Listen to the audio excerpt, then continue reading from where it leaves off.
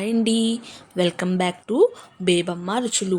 బేబమ్మ రుచుల్లో ఈరోజు మనం ఎంతో సాఫ్ట్గా ఉండే ఆలూ పరాటా ఎలా తయారు చేయాలో చూద్దాం రండి.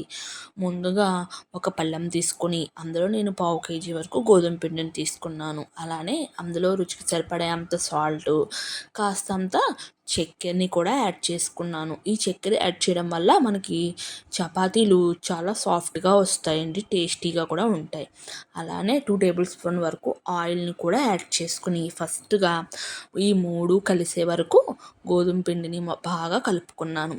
ఇలా కలుపుకున్న తర్వాత నేను మెల్లగా ఇందులో కాస్త కొంచెం కొంచెం వాటర్ని యాడ్ చేస్తూ మృదువుగా కలుపుకుంటున్నాను.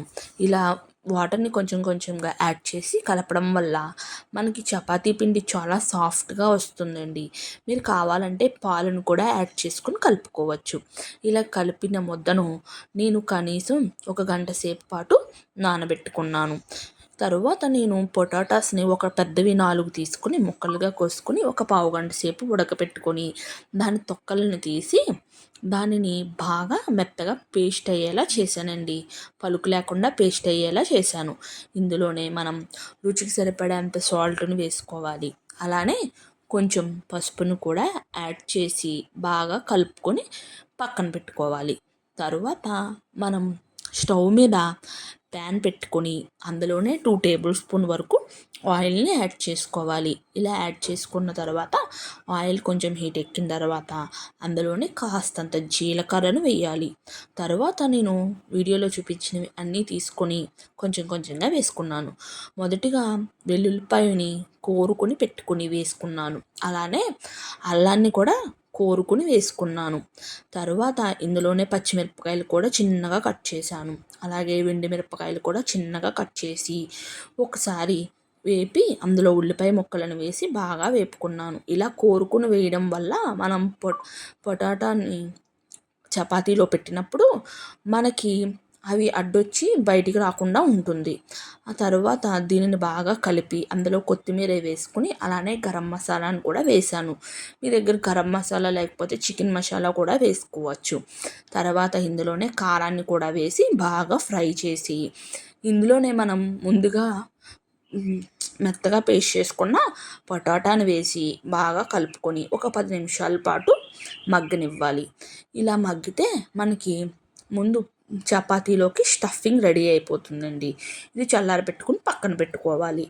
తరువాత మనం ముందుగా నానబెట్టిన చపాతీ పిండిని తీసుకొని బాగా ఒకసారి మళ్ళీ ఒక 10 నిమిషాల పాటు బాగా కలపాలి. అలా కలపడం వల్ల మనకి చాలా సాఫ్ట్గా చూడండి, చేయి పెడితే లోపలికి వెళ్ళిపోయినట్టుగా మంచిగా సాఫ్ట్గా పిండి తయారవుతుంది. అప్పుడు మనం పిండిని చక్కగా ఈ సైజులో ఉండలుగా చేసుకోవాలి. కొంచెం సైజు పెద్దదిగానే ఉండాలి. ఇవి ఆలు పరోటా కదండి. ఇలా ఉండలు చేసుకున్న తర్వాత మనం ఒక్కొక్క ఉండని తీసుకొని చక్కగా నేను వీడియోలో చూపించిన విధంగా దాన్ని ఇలా రౌండ్గా తిప్పుతూ ఉంటే మనకు అదొక గిన్నెలా తయారవుతుందండి. ఇలా తిప్పినప్పుడు మధ్యలో మాత్రం మందంగా ఉండాలి, సైడ్స్ మాత్రం పల్చగా ఉండాలి. అలా చేయడం వల్ల మనకి స్టఫింగ్ బయటికి రాకుండా ఉంటుంది. తర్వాత మనం ఇందులోని మనం ముందుగా తయారు చేసుకున్న పొటాటో స్టఫింగ్ తీసుకొని పెట్టుకోవాలి. ఇలా పెట్టుకొని దానిని చక్కగా ఇలా క్లోజ్ చేసుకోవాలి.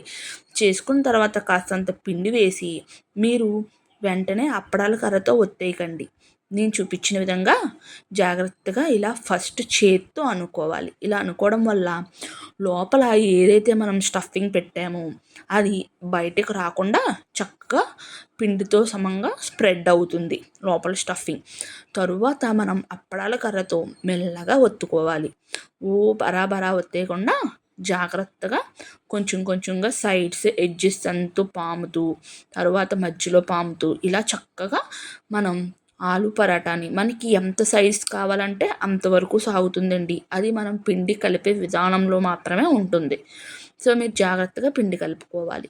అప్పుడు ఇలా మనం ఇలా ఒత్తుకొని చక్కగా ఆలు పరాటాని తయారు చేసేసుకొని దీన్ని తీసి అలానే పక్కన ఒక ప్లేట్లో వేసుకున్నానండి. దీని తర్వాత నేను ఇంకో ఆలు పరోటాను కూడా ఎలా తయారు చేయాలో చూపిస్తున్నాను.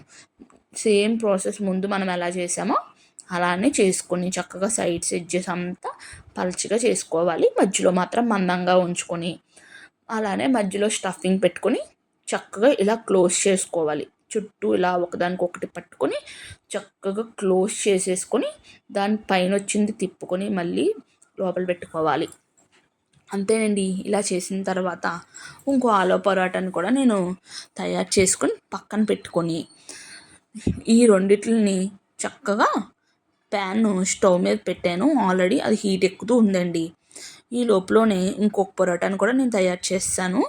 ఈ పరోటాని ముందుగా తయారు చేసుకున్న పరోటాని కూడా తీసుకెళ్ళి ప్యాన్ మీద చక్కగా వేసుకొని మీకు ఇష్టమైతే నెయ్యిలో కాల్చుకోండి, లేకపోతే ఆయిల్లోనే కాల్చుకోవచ్చు. మొదటిగా నేను ప్యాన్ మీద కాస్తంత ఆయిల్ని వేసుకొని ఈ పరాటాని తీసుకెళ్ళి దాని మీద ప్యాన్ మీద వేసుకున్నాను. ఇలా ప్యాన్ మీద వేసుకోవడం వల్ల అది చక్కగా కాలుతుందండి. ఇది మధ్యలో చక్కగా పొంగుతుంది కూడా. మధ్యలో స్టఫింగ్ వదిలేసుకొని చపాతీ చక్కగా పొంగుతుంది.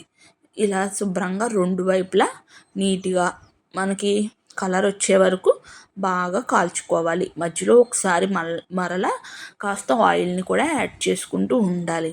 ఆలు పరోటాకి కొంచెం ఆయిల్ ఎక్కువే పడుతుందండి. మీకు కావాలంటే చెప్పాను కదా, ఆవు నెయ్యి అయినా వేసుకోవచ్చు, గేదె నెయ్యి అయినా వేసుకోవచ్చు, లేదా బటర్లో కూడా ఈ పరాటాని కాల్చుకోవచ్చు. చూడండి ఎంత చక్కగా అటు ఇటు బాగా కాలిందో.